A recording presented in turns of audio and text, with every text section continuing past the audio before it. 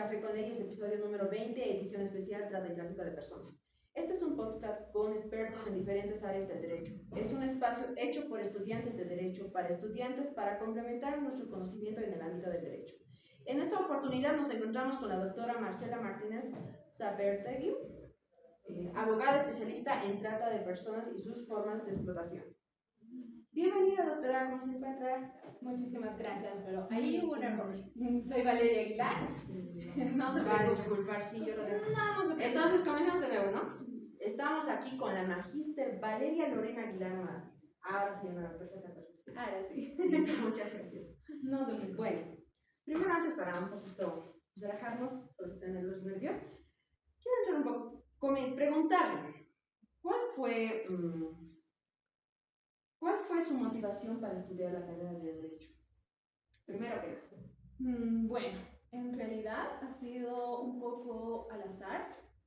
Todos saben, bueno, al menos en mi época, yo soy millennial, nos hacían unos exámenes para ver hacia dónde irnos, ¿no? ¿Qué carrera tomar? Y me salía tanto Derecho como Ingenierías como Arte. Entonces yo la verdad estaba perdida. Y siempre me ha gustado el tema de Derecho Ambiental. Entonces, primero me he ido por las ingenierías, he hecho prefacultativos de ingeniería, y cuando me dieron mi nota del prefacultativo no era tan buena, no había pasado, pero no era tan buena, y justo era el día que tenía que dar examen en la Católica, yo estoy en la Católica de Derecho, así que fui al examen y quedé un poco entusiasmada por todo lo que vi, me explicaron, además, y cuando recogí mi nota era pues superior.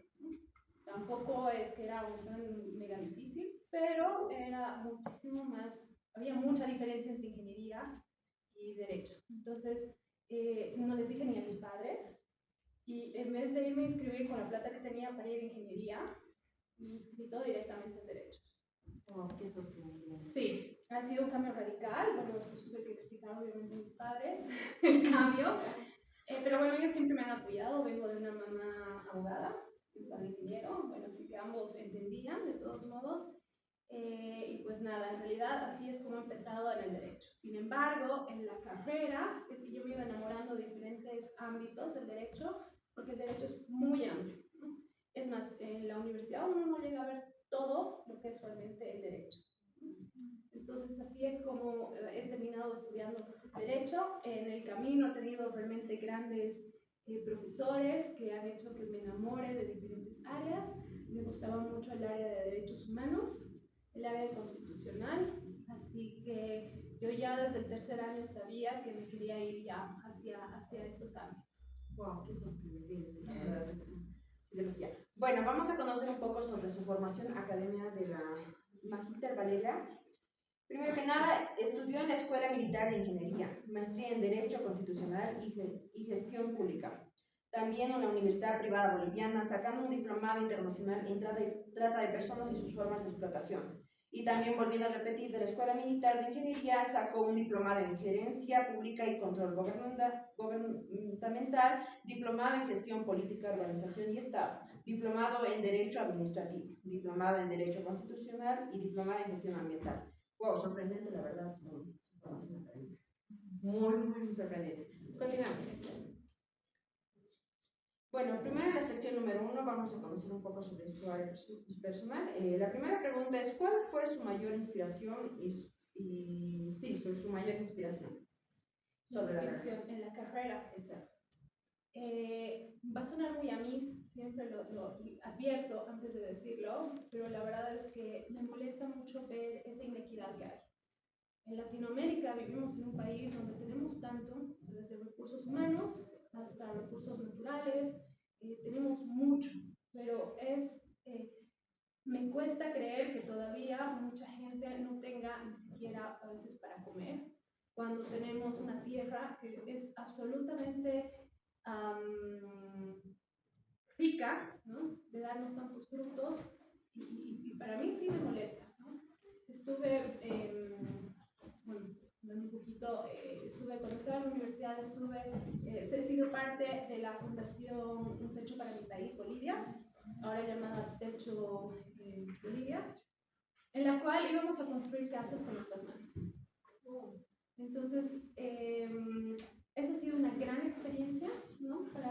Porque es importante que uno siempre tiene que tener los pies sobre la tierra, uno tiene que tener un cable hacia la tierra. Y esa ha sido una experiencia fuerte, increíble. La primera casa que he construido, no he sido sola, ¿no? Obviamente con los más voluntarios. Me ha tocado una familia donde la señora era mayor, ha tenido 11 hijos, de los cuales fallecieron 3. Dormían en una pequeña, ni siquiera era cuarto, ¿no? Construido de adobe. No tenían agua potable y tampoco estaba tan alejado en el alto. Entonces, realmente esas experiencias te hacen, al menos a mí sí me ha movido mucho, ¿no? Entonces, yo siempre he tratado de poder luchar para que esta gente pueda acceder, ¿no? Para que todos nosotros podamos acceder, que no sea un privilegio comer, que no sea un privilegio ir al médico, que no sea un privilegio estudiar, que no sea un privilegio hasta respirar aire puro, ¿no? Entonces, son muchas cosas que siempre han reforzado mucho estos valores de justicia, que no solo los abogados deberíamos tener, sino absolutamente todas las personas, ¿no? De poder luchar para que todos tengamos el acceso a cosas tan fundamentales. Por supuesto, el agua, bueno, ahora el internet es un derecho humano, ¿no? Por supuesto que eso te ayuda a estar conectado, entonces necesitamos que sea todo más accesible, ¿no? Necesitamos luchar. Yo siempre que hablo con jóvenes, sí los incito a primero no perderse cuál es la meta, ¿no? Del abogado. ¿Qué es eso? Ir hacia la equidad, a la justicia, que es un valor, ¿no? Y molestarse. Y no quedarse en silencio, porque cuando uno se queda en silencio al ver alguna inequidad, al ver alguna vulneración de derecho, pues nada, nos volvemos cómplices. Y esa no es parte de nuestra formación. Pero, ¿cuál considera que ha sido su mayor logro? Logro profesional. Mira, justamente la maestría que hice, lo hice en la ENI. Yo estudié ingeniería ambiental en la ENI. Entonces era así como un reto personal que tenía hacia la universidad, ¿no? Y nada, encima trabajar, que cuando uno está trabajando es bien difícil hacer ambos, ¿no? Muchos de ustedes saben cómo es. Y nada, entonces poder cumplir con mi trabajo, poder sacar la maestría con summa cum laude ha sido realmente un logro para mí, físico, intelectual, porque de verdad yo a veces iba a trabajar durmiendo solo 1 hora y ha sido bastante pesado. Entonces para mí sí ha sido un logro, ¿no? Un logro profesional. Ahora se realiza. No, y eso sí, yo siempre invito, ¿no? No importa qué es lo que suceda, no importa cuánto tiempo uno deje. Yo he dejado en realidad la tesis como 1 año, no, 2 años más o menos. Y siempre les digo, o sea, no hay que rendirse, no porque todo el mundo te diga que ya ha pasado mucho tiempo, tú no puedes retomar. Uno siempre puede retomar las cosas. Sí, tiene mucha razón en esa parte, en donde uno no tiene que rendirse a pesar de que haya miles de cosas, pero hay que seguir adelante. Y ahí te interrumpo. Algo que yo he aprendido mucho en este voluntariado con la fundación es que cuando hay voluntad, todo se puede, todo. Y eso incluye para las cosas personales, tanto como para absolutamente todo, hasta las decisiones en tu trabajo, en las decisiones políticas, en la gestión pública, absolutamente todo. Cuando hay voluntad, absolutamente todo se puede hacer. Bueno, ¿tiene alguna experiencia que haya marcado su vida? Sí, bueno, es un poco triste. La verdad es que mi papá falleció hace 13 años atrás. Si bien ya era adulta, pero aún así mi papá era mi todo. Era mi compañero, mi confidente, mi mejor amigo, mi héroe, mi todo, ¿no? Entonces sí fue bastante duro, porque no es que él estaba enfermo, y ha sido de repente. Entonces ha sido algo que ha marcado mi vida de cómo enfrentar la vida, ¿no? Porque a veces uno cuando está bajo las alas de sus papás y mamás, por supuesto, se siente más protegido. Y pues cuando te falta alguien así, sobre todo sea madre o padre, en quien tú confías tanto, que es tu guía, es como que tienes que volver a, ¿cómo se dice? A reformatearte, ¿no? Así es, de volverme independiente, ¿no? Diferentes cosas. Bueno, en mi caso, sí, mi papá era la cabeza de familia, entonces sí, entonces no solo era la parte anímica, sentimental, ¿no? Sino también económica, entonces sí, sí ha sido bastante duro para toda la familia. Y primero que nada, mis más sentidos pésames. La verdad es duro hablar de una pérdida, ¿no? De un ser querido, es muy difícil. ¿Qué aspectos de su carrera profesional le gustaría mejorar? Uy, todo. En realidad, en el derecho sobre todo, en todas las carreras, pero sobre todo en el derecho es muy dinámico. Todo el tiempo uno tiene que estar, desde las noticias van a guiarte la parte política, lo político va a guiar la nueva normativa y la realidad exige todo el tiempo. Exige que tú tengas entonces que estar pendiente a lo que sucede a tu alrededor, internacionalmente, porque siempre va a tener un impacto, pero también tienes que aprender a estar pendiente de las nuevas leyes, qué dice la teoría, qué está sucediendo en los demás países, porque no estamos aislados. Entonces hay muchas corrientes que van cambiando y que muchos países van adoptando en diferentes ámbitos, que son buenas prácticas. Ninguna ley es perfecta, todos son perfectibles, así que todo el tiempo uno tiene que estar leyendo, buscando, analizando, leer mucha jurisprudencia, ¿no? La Corte Interamericana es un mundo también que nos define también en el área de derechos humanos, pues nos va a definir esa amplitud de poder aplicar los derechos fundamentales y cómo aplicarlos a una realidad. Entonces, mi reto es constantemente estar leyendo, actualizando, claro. Eso es lo que uno necesita. Sí.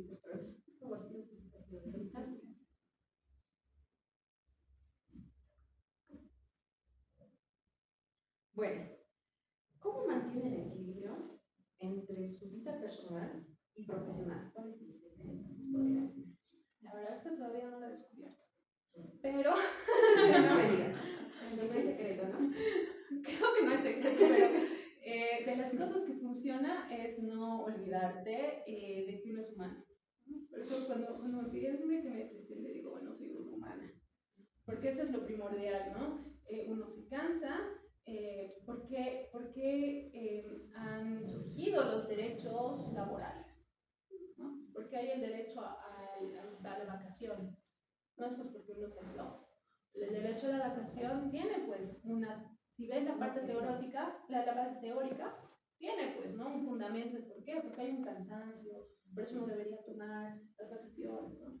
En Latinoamérica todavía estamos bajo un chip que yo creo que es un poco resabios del colonialismo, de el que trabaja más, el que hace más horas, es el mejor. Cuando en realidad las tendencias vemos en otros países se están reduciendo los días laborales, muchos están 4 días. Y no es por flojera, es porque se ha demostrado, ¿no? En muchos estudios que pues, si tú tienes tiempo para tus cosas, vas a poder rendir mejor.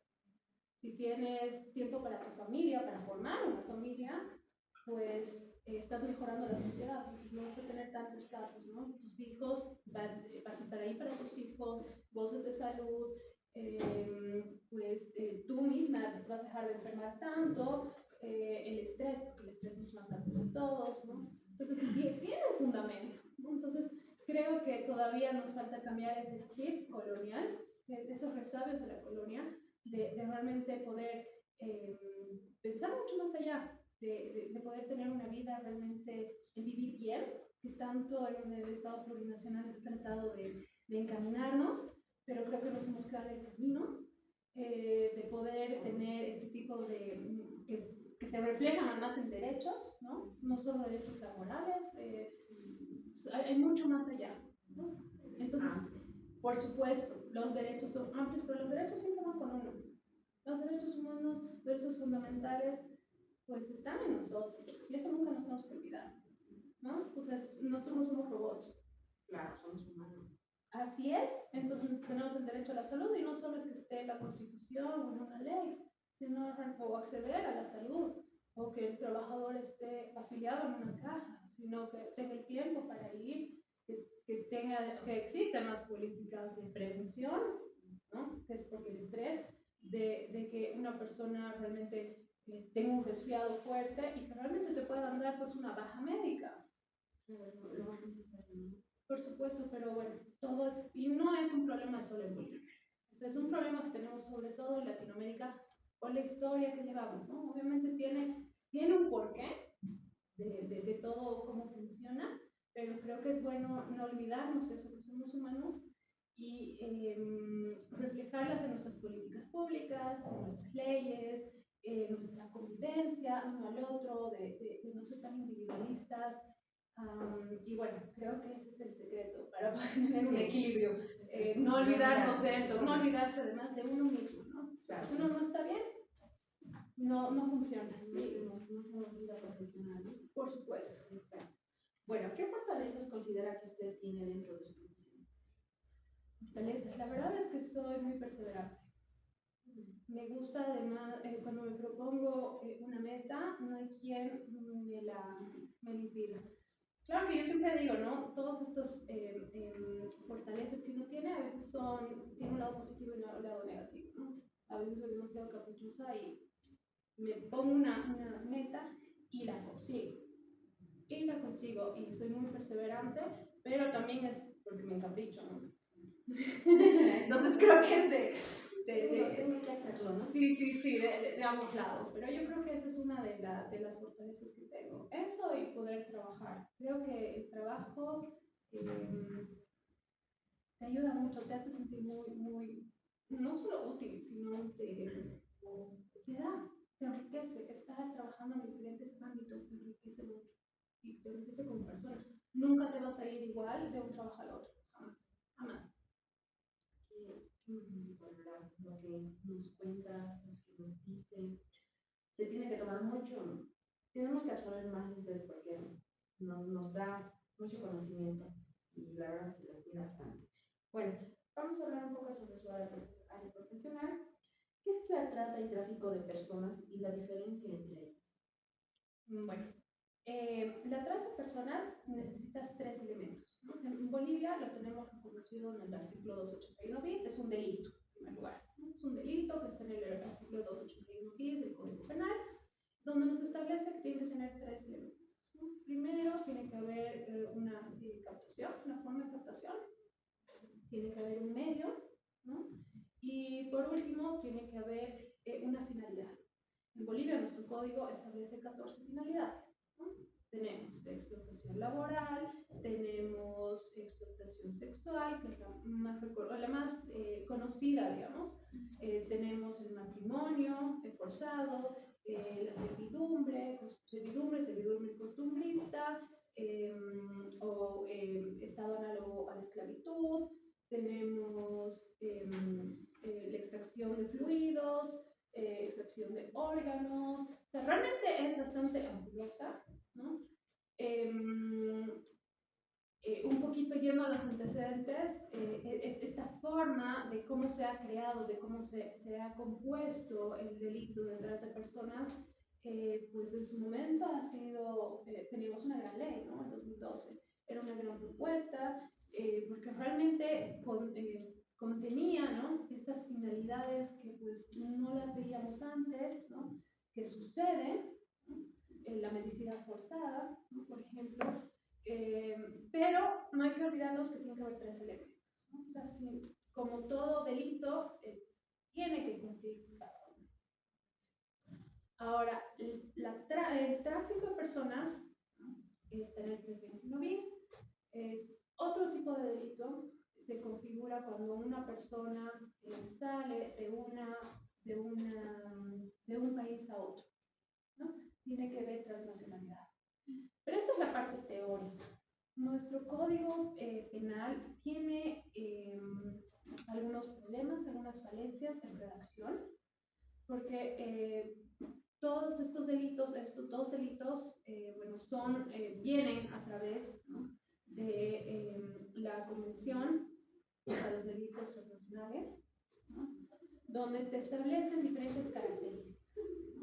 Bolivia ha adoptado, solo tiene ratificado el que es contra la trata de personas, el de tráfico ilícito de migrantes, que así es como se llama en otros lugares, no ha sido ratificado hasta la fecha. Sin embargo, los elementos se han copiado a la mayoría, ¿no?, pero hay algunas diferencias. Entonces, sí tenemos que tomar en claro que la trata de personas es un delito que puede ser interno o externo, pero tiene que haber tres elementos: tiene que haber una forma de captación, un medio, es decir, el medio es aprovechándose de la vulnerabilidad de una persona, que eso es bastante amplio también, que es una falencia que tenemos de redacción, pero bueno, puede ser mediante la fuerza también, mediante el engaño, ¿no?, ese es el medio, y la finalidad, como te digo, que son 14. En cambio, en el tráfico de personas, en realidad tenemos a una transnacionalidad, siempre tiene que cruzar una frontera.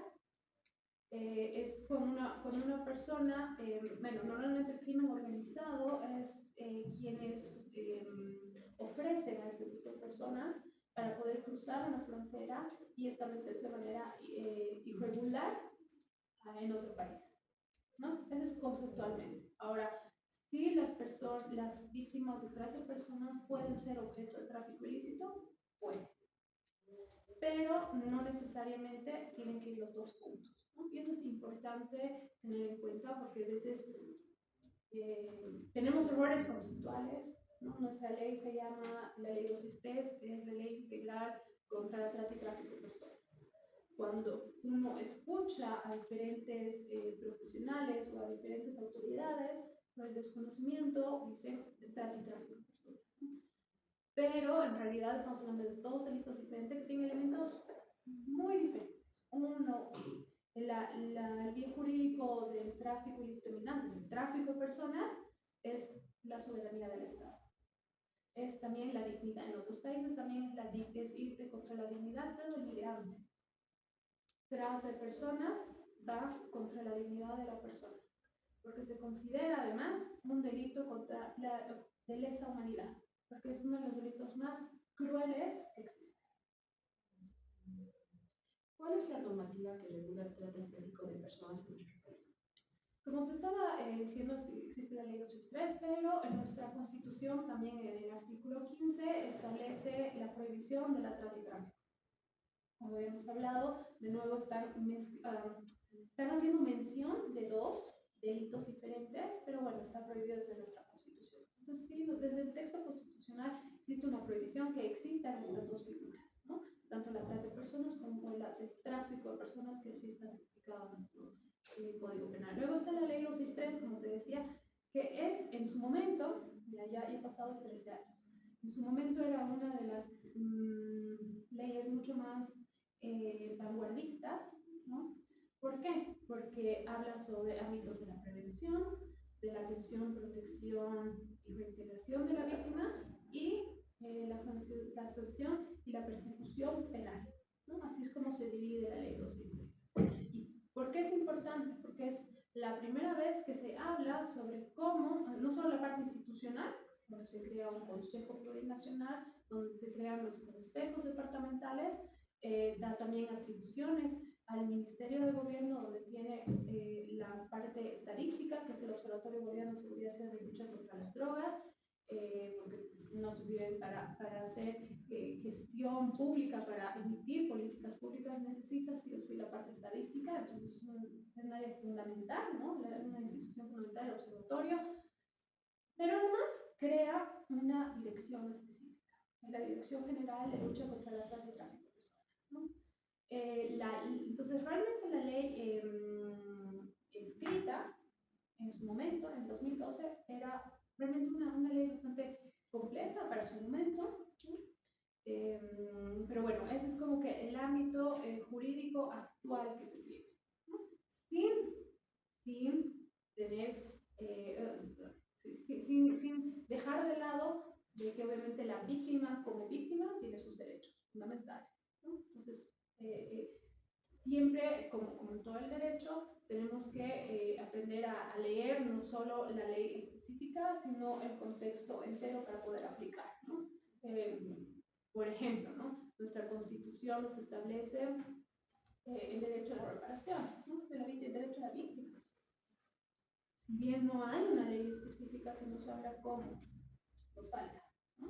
Pero ya hay, o sea, el Estado ya te dice cuál es su visión hacia el tratamiento de una víctima. Entonces, todavía nos falta instrumentalizar, digamos, ese derecho de la víctima, pero sí es importante tener en cuenta, ¿no? Que el ámbito jurídico va mucho más allá, ¿no? También tenemos la ley 264, que es la ley de seguridad ciudadana por una vida libre, por una vida, por la seguridad, ¿no? Que es la 264, donde también se establece la relación que hay y las atribuciones que va teniendo cada uno, ¿no? Por ejemplo, la parte que es algo bien importante, la parte de recursos, ¿no? La parte financiera. En la mayoría de los gobiernos municipales, porque no olvidemos que la lucha contra estos dos delitos no solo viene del Estado central, no solo es de la policía, sino es de la sociedad en diferentes, las gobernaciones, tanto departamentales como municipales, también tienen su incidencia. Y deberían incluir dentro de su POA de seguridad ciudadana, incluir una parte para la lucha contra estos dos delitos. Peor aún, en municipios que son fronterizos, por ejemplo, ¿no? Porque es donde entran y salen no solo víctimas de trata, sino también migrantes objeto de tráfico de personas, ¿no? Gracias. Primero que nada, recordarles por favor a todos los que nos están viendo que nos sigan en Instagram, Facebook, YouTube. Estamos como Sociedad Udagol. Bueno, ¿considera que existen vacíos legales en la Ley 263 sobre trata y tráfico de personas? De ser así, ¿podría mencionar alguna? Sí, como les decía, ya tiene 13 años, ¿no? Desde un inicio les decía que el derecho va en otras cosas. Y cuando hablamos de delitos, mucho más el crimen organizado, pues siempre está 3 pasos más allá. ¿Por qué? Porque no necesita una ley para poder actuar. Entonces, mientras que todavía nosotros no tenemos alguna regulación respecto a nuestra protección de datos, ¿no? El uso de redes sociales, sin que no estoy diciendo que hay que limitarlas, pero sí un uso, ¿no? de las plataformas que hacen con nuestros datos, pues el crimen organizado ya está. Antes simplemente teníamos las captaciones cara a cara, pero ahora son a través de las redes sociales, ¿no? Entonces es algo que todavía necesitamos cambiar, ¿no? Son falencias. Otra falencia, como decía, es conceptual, ¿no? Hay todavía ciertos errores en el protocolo contra la trata de personas, porque justamente tenemos que nos dice que no es necesario probar alguno de los elementos para constituir el delito de trata.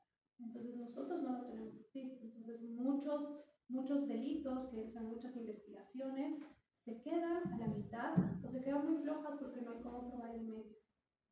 O sea, hace un ratito te decía, uno de los medios es aprovecharse de la vulnerabilidad, ¿no? Mujeres, niñas, niños, adolescentes, adultos mayores, personas con discapacidad. Tenemos varias poblaciones que viven en situación de vulnerabilidad. Pues bajo ese sentido, todos ellos podrían ser pasibles. Pero tú, ¿cómo pruebas? Ya, puedo probar que soy mujer, pero en un juicio, ¿no? Es muy difícil tener realmente elementos probatorios para poder votar y decir que realmente se ha aprovechado de una mujer embarazada, ¿no? Que en su estado de necesidad ha sido captada y llevada a otro país y al final ha terminado siendo explotada laboralmente, ¿no? Entonces, ese tipo de cosas todavía tenemos que ajustar, ¿no? La normativa, bueno, tenemos un sistema códex, pero tenemos que ver la forma de poder ser mucho más dinámicos para ir con el derecho, para poder sobrellevar, ¿no?, a este tipo de cosas que uno va viendo en la ley, de estos efectos de la ley, para poderlo perfeccionar.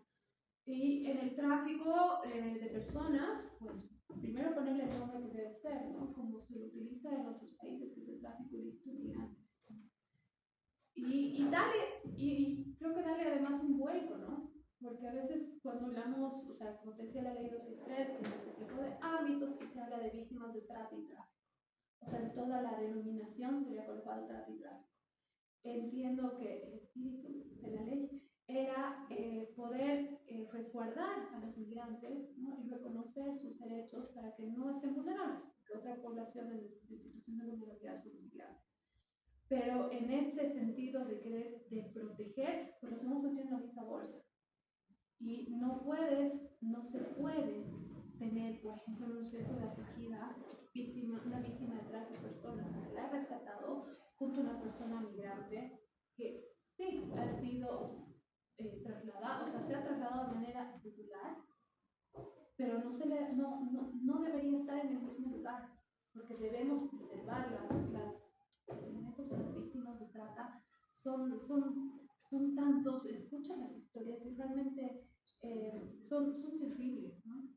Estamos hablando de personas, no estamos hablando de datos estadísticos, sino realmente de personas a las que se les ha vulnerado un montón de derechos. A veces he escuchado que se dice, ¿no?, es que no es víctima de explotación laboral, mucha, pero realmente que te exploten, que no te dejen salir, porque eso es lo que sucede, ¿no? En textileras que no las dejaban salir, no conocían, estaban en un país donde no sabían exactamente la ciudad, no conocían ni la ciudad porque tenían miedo, porque como eran, además las habían llevado de manera irregular, una de las formas de bajarlas es quitándoles su documento y decir, bueno, es que están y les entra tanto miedo que no salen, no les dan de comer, trabajan todo el día, o sea, realmente en condiciones además terribles, ¿no? Entonces, y ni qué decir las víctimas de explotación sexual, ¿no? Eso es sí, o sea, es realmente hablar, además eso es un tema realmente escabroso, las cosas que suceden, entonces no puedes meterlos pues con una persona pues, que ha pagado para pasar una frontera, sin desmerecer, merece esa persona migrante, merece una protección, por supuesto.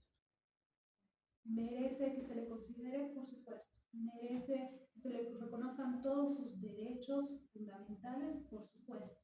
Pero tiene que tener un tratamiento diferente. Entonces, todavía necesitamos, ¿no?, cambiar esa ley. Hemos estado, bueno, cuando estuve trabajando en la temática, hemos estado trabajando pues, en una propuesta, ¿no?, de ley en la que realmente esperemos que salga este año, ¿no?, que realmente ha sido muy completa, tratando de rescatar eso y también de la realidad, porque si una ley pones demasiados elementos, no hay el financiamiento, pues otra vez vamos a tener leyes que no se pueden aplicar, ¿no? Entonces, bueno, esperemos que esa ley realmente pueda salir. Yo tengo fe en que por lo menos en esta temática que es tan terrible, los asambleístas realmente puedan aprobar, ¿no?, mucho más allá de los colores políticos. Usted que está mencionando sobre las redes sociales, que la verdad, mayormente los casos son por culpa de eso, sino porque más allá de eso, a los que se trata de éticos son los adolescentes, niños, incluso culpando a los videojuegos en línea. Usted como persona mayor, ¿qué aconseja? Tal vez a los padres de familia que tienen sus hijos menores, ¿qué aconseja? ¿A qué edad más o menos usted puede dejarles crear una cuenta de Facebook, de tantas redes sociales, o incluso los videojuegos que hoy en día son un peligro, más que todo este juego que está de moda, que es el Free Fire, si no me equivoco, que es donde ha habido ya bastantes casos que se han conocido para aconsejar más papás, padres de familia. Primero, no satanizar, porque las redes sociales necesitamos estar conectados. No podemos criar a niñas, niños y adolescentes fuera del mundo, ¿no? del internet, ¿no? De redes sociales. No se puede. O sea, porque realmente es parte del crecimiento. Necesita estar también conectado, pero con supervisión. Existen plataformas donde uno puede tener como un control parental para todas las aplicaciones que el niño tiene en su tablet o en su celular. Ahora, obviamente tampoco es que todo el día tiene que estar, ¿no? Porque se ha visto que físicamente, ¿no? Médicamente no pueden estar todo el día en la pantalla, por supuesto.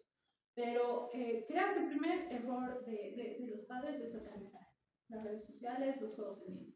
Segundo, trabajar mucho en la comunicación. Yo entiendo, estamos ahora en un mundo muy sobrecargado de cosas, ¿no? Ya es un lujo, pues, que solo uno de los padres, sea madre o padre, trabaje, ¿no? Y que el otro se quede en casa. Entonces, la realidad de ahora es muy diferente que hace muchos años. Entonces, yo sé que esa dinámica y lo que hablábamos hace un rato, esto de tener que trabajar más, porque si se piensa que si uno es un mejor trabajador, pues hacen que uno se distancie de la familia, ¿no? Es una realidad, pero hay que ver la manera de volver a conectar, porque hay que dar esa confianza a las niñas, niños y adolescentes de poder hablar sobre estos temas, de esta persona desconocida me ha mandado en la red social una solicitud de amistad, ¿no? Crear la confianza, ¿no? Por supuesto. Lo más importante. Es lo más importante. Pero de ahí también interesarse, primero como padre, interesarse. ¿Qué aplicación es? O sea, ¿qué redes sociales? Instagram, bueno, pues, ¿qué sucede en Instagram? ¿No? Porque a veces hay una brecha digital, ¿no? Entre padres y padres, ¿no? Entre madres, padres y los hijos. Entonces, interiorizarse. Bueno, en Google puedes poner, ¿no? ¿Qué es Instagram? ¿Qué es Fortnite? ¿Cómo se juega Fortnite? Pues muchos padres de los chicos que han sido impactados, que han sido comunicados a través de estos juegos en línea, han sido a través del chat que te genera, o a través del número que está enlazado con la cuenta del juego. Entonces, es importante por eso hablar con los chicos, hablar sobre cómo funciona y que tengan esa confianza de poder decirte qué es lo que está sucediendo. Me siento incómodo, he agregado a esta persona, porque además cuando uno es adolescente no le cree que realmente se las sabe todas, ¿no? Entonces, bueno, tengo 1 millón de amigos. Tengo 1 millón de amigos y me siento bien y yo acepto a todos. Por supuesto. Y además, y una cosa más que es importante, es qué datos metemos en las aplicaciones, en las redes sociales. Muchos desde los padres, porque aquí la educación digital tiene que ser completa, ¿no? Primero de las autoridades para poder emitir políticas públicas al respecto. Segundo, la familia. Saber cómo funciona, qué se dice, qué no se dice, ¿no? Muchos padres ponen en Facebook, en Instagram, su foto en la puerta del colegio con los chicos en uniforme. Paso siguiente, el niño o niña o adolescente se ha sacado una foto con sus amigos en uniforme. Paso siguiente, sube una foto todos en grupo, qué sé yo, en su casa, ¿no? Y empieza a poner, ¿no? Aquí en mi casa, felices, haciendo no sé qué. Subiendo videos en TikTok donde ya muestran más o menos dónde es tu casa. Entonces es fácil pues perfilar. Porque si tú pones todo público, tus datos públicos, ¿qué hace una persona que capta? ¿Qué hace el crimen organizado? Perfila. Un perfilamiento de las víctimas. ¿Y cómo empiezan? Jalando ese tipo de hilos.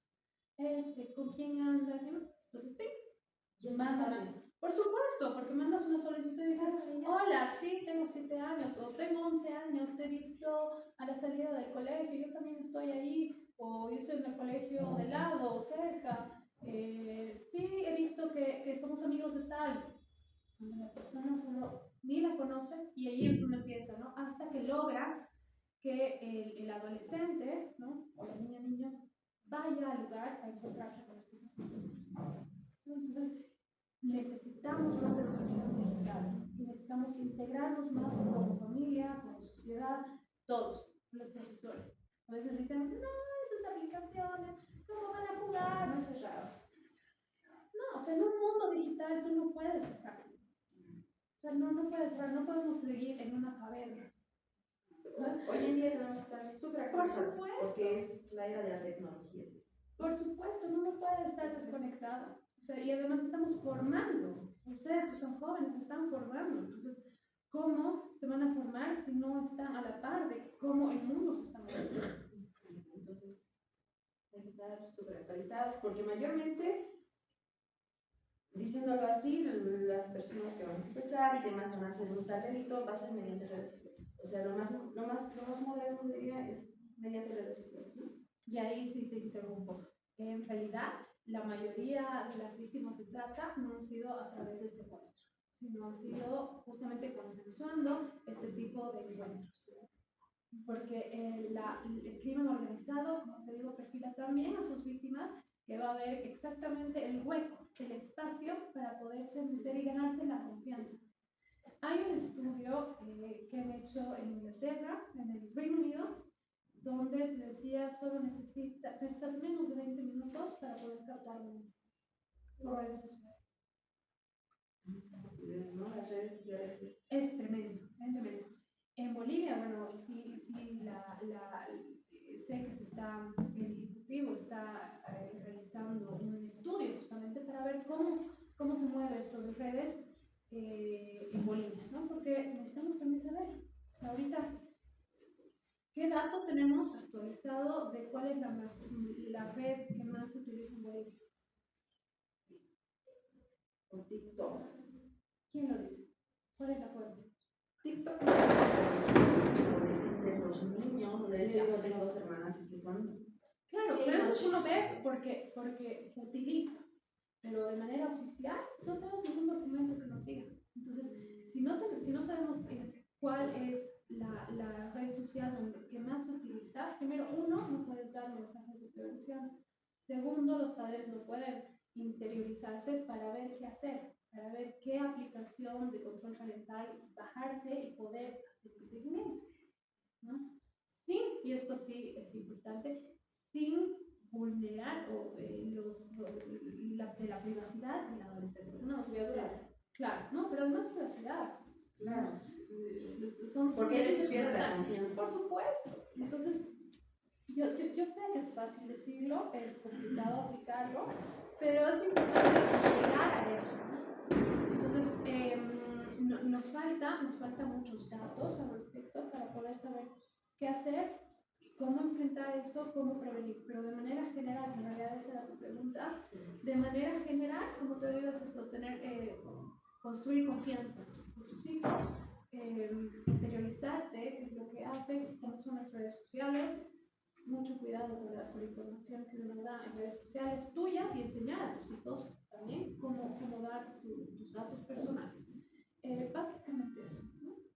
Porque con eso ya es mucho más fácil de poder construir a través de la comunicación, pues construir y ver qué sucede. Claro, es más fácil Así es. Por ejemplo, ha habido casos, ¿no? que se ha visto en los que muchos adolescentes que sus papás no les tiraban mucha bola, ¿no? Que estaban todo el tiempo en casa solos, que yo entiendo, ¿no? Porque uno se queda solo en casa, pero en esa soledad buscan amigos por internet. Y ahí ese es el hueco grande, donde es el enganche de la confianza con la persona que viene. Es muy grande, ¿no? Sí, sí, pero además el delito de trata de personas juega con muchos elementos, ¿no? Juega con muchos elementos. O sea, el crimen organizado hace un perfilamiento tan exhaustivo que realmente uno piensa que podría estar hablando con el amor de su vida, que pasa mucho en jóvenes, en adolescentes, con el guapo super churro, con el ojo azul, con el ojo que te guste más, pero realmente no es, ¿no? O el niño piensa que está jugando con otro amigo hasta que le empieza a pedir cosas que son raras y no tiene la confianza de hablar a sus padres, entonces ahí es donde empiezan a extorsionarlos emocionalmente. Llaman manipula. Así es.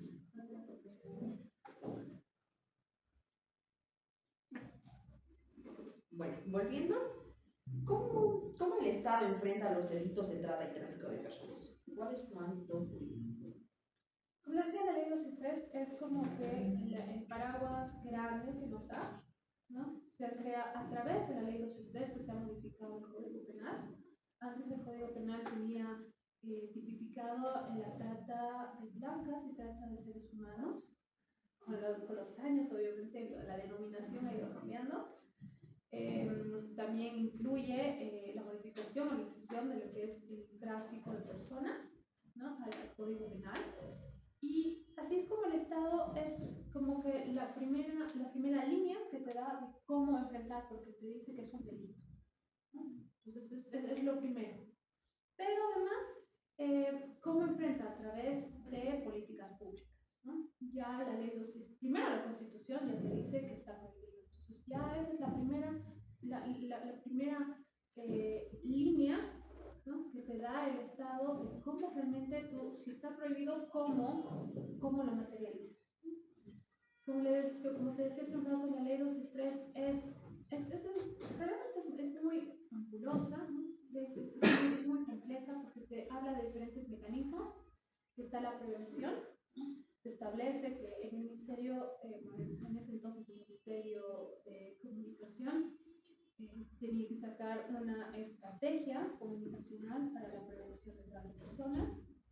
En su momento se estableció en la ley 263 que todas las emisoras, tanto de radio y televisión, tenían que tener, era gratis poder emitir estas propagandas de educación, ¿no?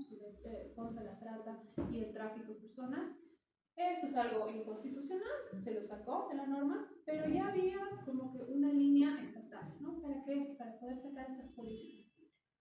Actualmente, en el área de digital, ¿no? La Dirección General de Lucha contra la Trata y Tráfico de Personas ha sacado hace 2 años atrás una estrategia justamente de navego seguro, que era como que el primer acercamiento de saber qué es lo que está pasando en la era digital, pero sobre todo proponiendo de cómo llenar ese hueco que no tiene la parte digital, ¿no? Después, otro tipo de políticas públicas es haber creado una división específica de trata y tráfico de personas de la policía boliviana, porque eso establece que es un delito importante, ¿no? Son 2 delitos importantes en los que la policía tiene que tener una especialidad. Entonces, así es como enfrenta el Estado boliviano, ¿no? A través de sus políticas públicas, mejorando también sus fronteras, ¿no? Porque es importante. Pero, no, pues como ninguna ley. O sea, Eso no. claro, que exista una ley tan buena, no te sirve de nada tener un documento escrito bueno si no lo puedes ejecutar. Pero para ejecutarlo, cuando uno trabaja en el Estado, te das cuenta que poder ejecutar algo tan escrito, o sea, algo escrito, es muy complicado si no hay los recursos. Entonces, sin recursos es difícil. Entonces, las leyes que no tienen una forma de poder, de que te diga específicamente el recurso que va a venir para poder implementarla, es muy difícil que tú lo implementes. ¿No se cumple su cabalidad? No, por supuesto que no. Se trata de cumplir pues con lo que hay, con lo que se puede. O sea, que en un anterior episodio he estado también con la mayor Coca, una especialista, una gran policía especialista en trata de personas, y justamente, ¿no? La policía boliviana pues tiene también sus limitaciones, ¿no? Y una limitación grande que hay, que es legislativa, un poquito para la anterior pregunta, es la parte legislativa, la parte normativa como tal, es que no tenemos actualmente una ley de búsqueda de personas, una ley de personas desaparecidas. Tenemos una ley de búsqueda, pero para niños y adolescentes, pero no así una ley específica. ¿Y qué es lo que sucede? ¿Cuál es el efecto jurídico que no existe? Que todo caso de persona que desaparezca se la considera como víctima de trata. ¿Y eso qué significa? Significa que muchos, el 84%, al menos hasta el 2022, el 2023, el 84% de todos los casos que tenía la División de Trata y Tráfico de Personas de la Policía Boliviana era de niñas, niños, adolescentes, personas adultas que no estaban relacionadas con un caso de trata de personas. Entonces, ¿qué es lo que sucede? Ya en la parte operativa, que tienes especialistas en trata de personas dedicando todo su peritaje, a veces en encontrar personas de adultos que se han ido a farrear 3 días, que no digo que hay que, o sea, por supuesto que hay que encontrarlos, ¿no? Por supuesto que hay que proteger a las personas que no estén en su casa y que uno no desconoce el paradero, por supuesto. Pero necesitamos un filtro más para que realmente las personas que se especializan en lo que es la investigación, la trata o tráfico de personas puedan realmente abocar todo ese esfuerzo en investigar en esto algo tan subjetivo como te digo que es los medios de captación, ¿no? Entonces, si tienes, mucha gente a veces dice, no, al día se pierden 10 personas, por supuesto, sobre todo cuando se entregan notas, es donde más desaparecen niños, niños y adolescentes, y eso es, ahí hay que hacer también un análisis mucho más profundo.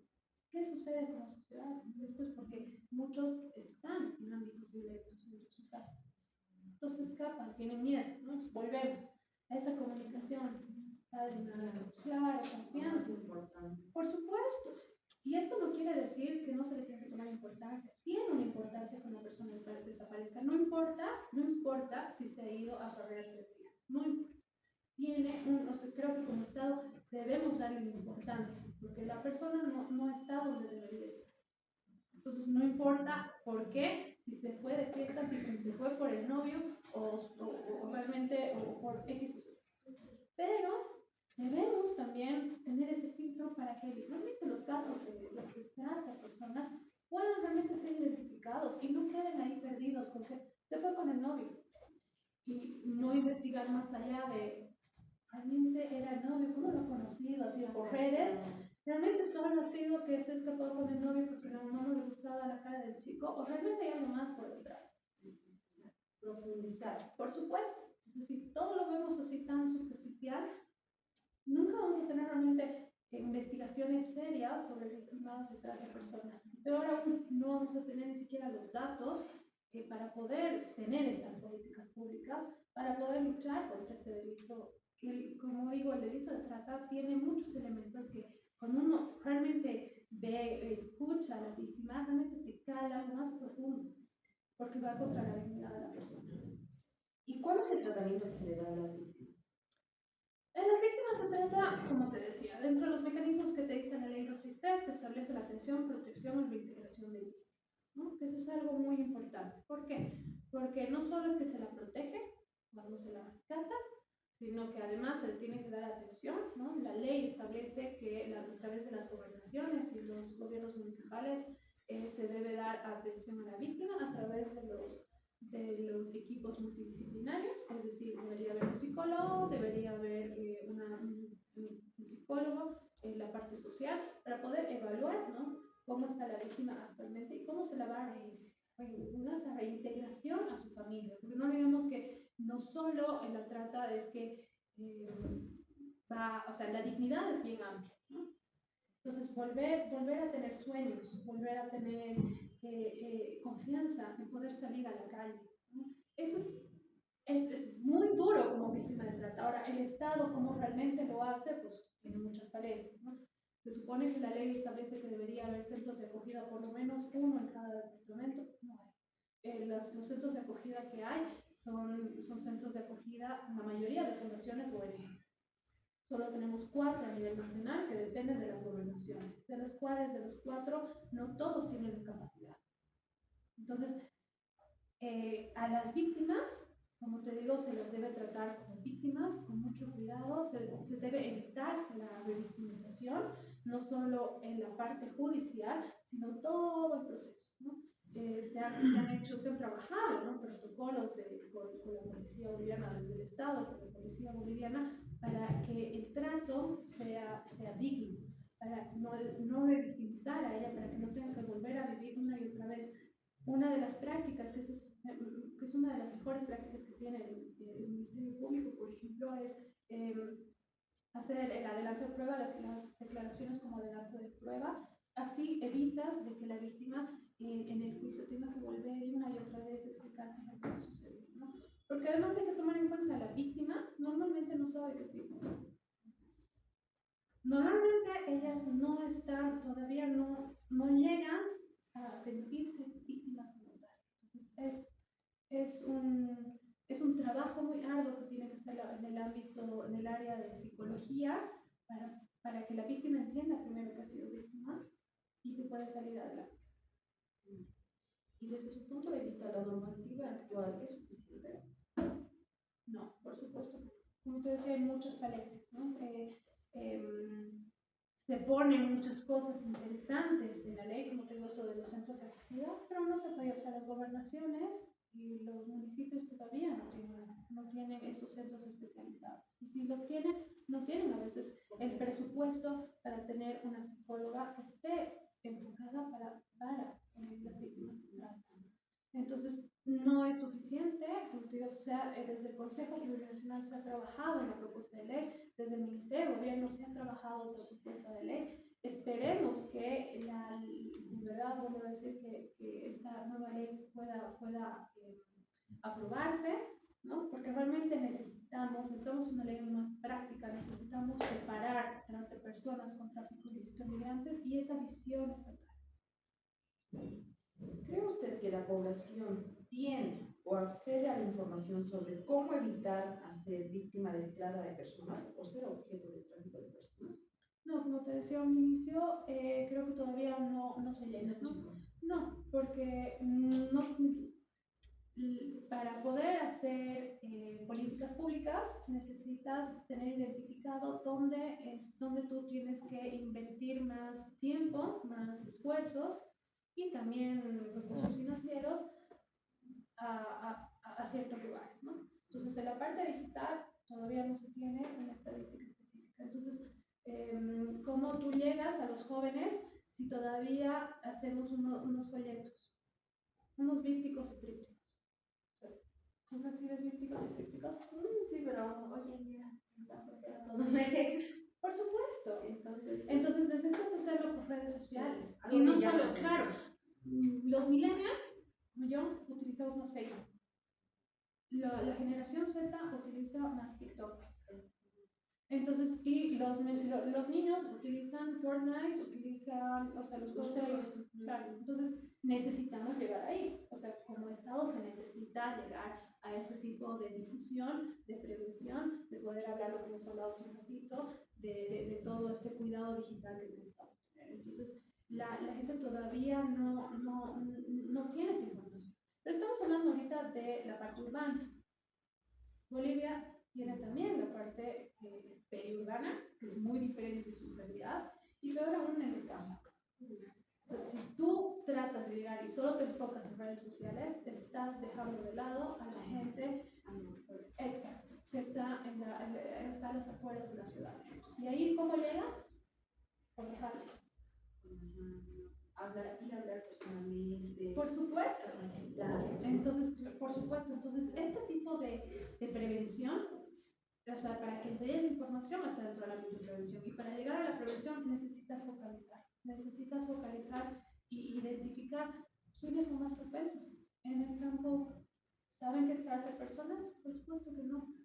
Si hay la medicina forzada la hemos naturalizado, bueno, cada vez hay menos, pero no se investiga mucho más allá, que yo sé que es un problema social que tenemos, que va mucho más allá de lo que puedo explicar ahorita en estos minutos, pero a finales de año teníamos niños, ahora se ven menos, pero niños traídos, ¿no? Desde la región del norte Potosí.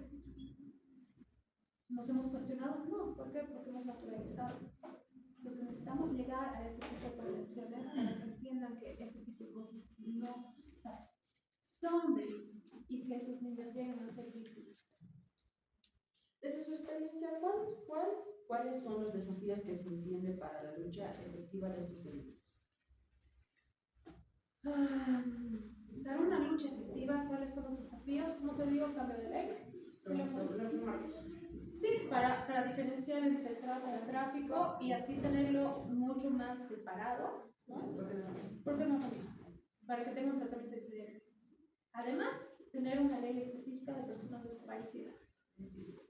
Dentro de los desafíos es lograr tener un presupuesto específico para esta temática, porque sería la primera vez que el Estado diría, bueno, esto es importante para todo lo que hay que hacer, porque para prevención, para llegar a redes sociales, o sea, en Facebook te cobran, en TikTok te cobran, necesitas, no hay ni siquiera partidas en el Estado para que uno pueda, además de publicidad, pero de específicas para redes sociales. Por supuesto, entonces un desafío también es lograr obtener recursos específicos para la lucha de esos delitos, ¿no? Y estos que están repartidos con la policía y así. Otro desafío es lograr tener una división, no una división, sino una fuerza especial de lucha contra la trata de personas. Es un desafío, porque es monumental, es muy grande, pero es, pues, son delitos muy amplios que necesitan esa experticia, necesitan dinero, necesitan personal, necesita todo, ¿no? Para llegar a esa conclusión. Por supuesto. ¿Tiene alguna experiencia o anécdota relacionada a esta temática que le haya marcado su vida profesional? Sí, lamentablemente sí.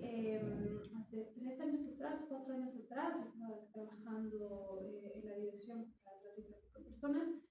Se nos llamó de que había una víctima de trata que había escapado, no estaba dentro de nuestro país, pues había llegado a nuestro país escapando de una organización criminal transnacional, que al final, a través de Naciones Unidas, llegó a una oficina, se la pudo resguardar con la policía boliviana, pero como era un tema tan delicado, solo sabíamos 3 personas, más 4 personas quién era ella, ¿no? O sea, toda la situación, ¿no? El comandante departamental de la policía, mi directora, los de la oficina de Naciones Unidas y yo. Entonces, tuvimos que viajar desde La Paz hasta Oruro para poder rescatarla y trasladarla hacia la ciudad de La Paz. Y el desafío más grande que teníamos, que nos dijo, estábamos con una patrulla que nos acompañaba, era salga de una vez de Oruro para poder estar salvos. Llegan hasta Panduro, no, hasta Chica arriba. Una vez que llegan a Chica arriba les van a cambiar de patrulla. Llegan hasta ahí tranquilas y van a estar a salvo. Porque claro, estás hablando de crimen organizado, estructuras, ¿no? que están en nuestro país, que cuando persiguen una víctima, no persiguen porque les interesa la víctima, sino lo ven como un objeto que han perdido. Entonces necesitan recuperar porque pierden dinero, así es como lo ven, ¿no? El crimen organizado. Entonces se les pierde uno y van tras ella porque les deben plata. Así es como ellos ven. Entonces, el miedo era que nos persigan, ¿no? Entonces, realmente ha sido de las horas más tensas que he podido vivir en mi vida. Y ahí te das cuenta de la magnitud del delito, porque, y todo lo que implica de estas estructuras del crimen organizado, que están pues en todos lados, porque muchos pobladores pasan la voz, pasan información, no necesariamente porque sepan que es parte del delito, sino porque piensan que, ¿no? A veces por dinero, o porque realmente no saben que están involucrados en el crimen organizado y empiezan a dar información. Entonces, realmente a mí ha sido una de las experiencias más estresantes que he tenido, porque como te digo, el mismo comandante nos decía, van a estar ustedes a salvo una vez que lleguen a Chicarril y se cambien de patrulla, porque ya van a estar hacia la ciudad de La Paz. Entonces sí, para mí ha sido muy estresante, y con esta víctima además he hecho el acompañamiento en la declaración y escuchar desde su propia voz tantas cosas que se hicieron en el país vecino, que no estoy aquí en Bolivia, lo que pasó todos en Chile, y cómo ella ha podido salir de ahí, realmente te marca. Y peor aún, cuando ya después averiguando un poco más, ni siquiera teníamos la certeza que realmente lo que ella nos ha comentado realmente haya pasado en el otro país. Entonces, si bien ha habido intercambio de información que nosotros no teníamos acceso porque es netamente investigativo policial, pero sí que te quede la duda si realmente lo que has tenido era una víctima de trata o simplemente una persona que ha sido enviada para ver cómo funciona todo nuestro mecanismo dentro del Estado de protección a víctimas. Entonces, realmente ahí te quedas con te cuestionas mucho, te involucras mucho emocionalmente con las víctimas, entonces además hace cuestionarte si realmente uno quiere seguir en el ámbito, porque es bastante peligroso, y pues nada, ¿no? Reafirmar, ¿no? La lucha que uno tiene que tener todos los días contra este tipo de delitos. Por último, pregunta, ¿qué bibliografía nos recomienda para el estudio y la profundización sobre la trata y tráfico de personas? Muchos libros no hay, lamentablemente, ¿no? Peor aún en Bolivia, mucho no hay. Pero una de las cuestiones básicas que hay que leer es el Protocolo de Palermo, ¿no? La Convención contra el Crimen Transnacional, que es lo primero que te va a dar la visión general de estas dos temáticas, y sobre eso ir viendo también la Corte Interamericana, ¿no? Ha tenido algunos pronunciamientos al respecto.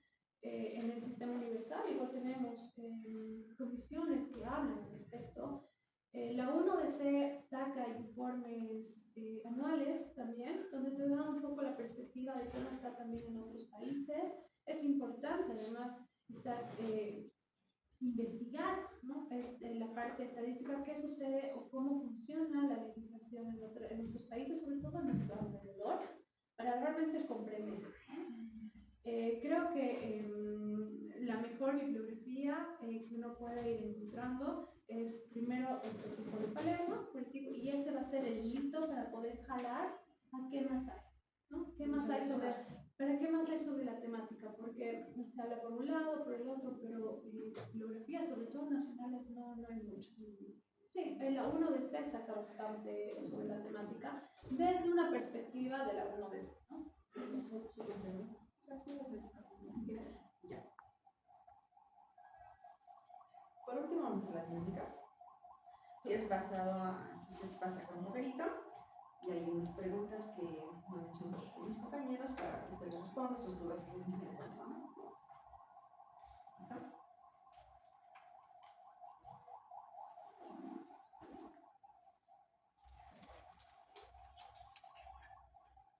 ¿Cómo se garantiza la protección de los derechos de las víctimas en el proceso penal?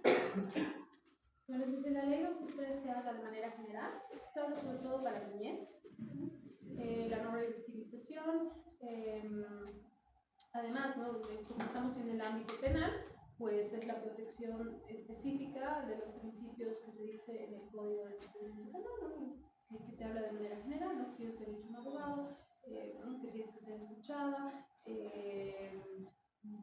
Básicamente, ¿cómo se garantiza? Pues garantizando, como cualquier víctima que se le da, con la excepción de que el Estado tiene que dar una contención psicológica en el centro de acogida, en el caso de menores de edad, y en el caso de mayores de edad eso es voluntario. En menores de edad sí o sí pasan ahí porque tienen que ver una vinculación a su familia.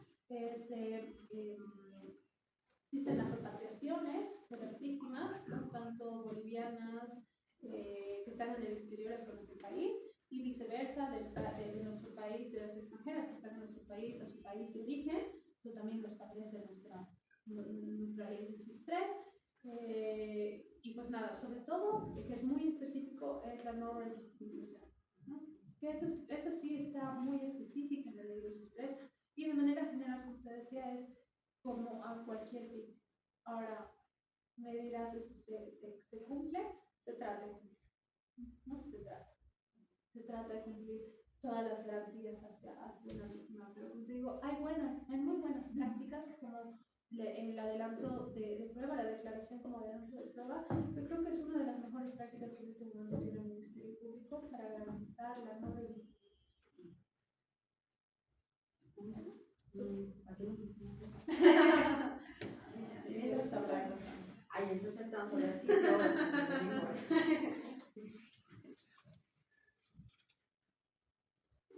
¿Cuál es su libro favorito? Libro favorito, Rayuela. Me encanta la Rayuela. No sé si las podamos resumir. ¿Cuál es ese? Por favor. No, nunca he leído en el colegio la Rayuela. ¿No? Si nos puede dar un resumen súper cortito, sería eso. Bueno, trata sobre una pareja y lo más lindo de este libro es que uno puede leerlo de diferentes maneras. Eso para mí es lo más hermoso, que nunca bueno, a nosotros lo leamos, pero hay diferentes formas de leerlo. Los capítulos están divididos por números, entonces tú puedes seguir y leer como cualquier libro normal, ¿no? Por delante por atrás, o te saltan, pues tú vas escogiendo historia. Qué bonita, ¿no? Ese es libro que una de las cosas más hermosas de ese libro, porque no te cansas. Bueno, al menos que a mí en el colegio no me gustaba leer mucho, entonces con los años he aprendido que ese tipo de giros inesperados, o poder tú involucrarte un poco de cómo quieres construir la historia, cómo quieres darle ese giro a la historia,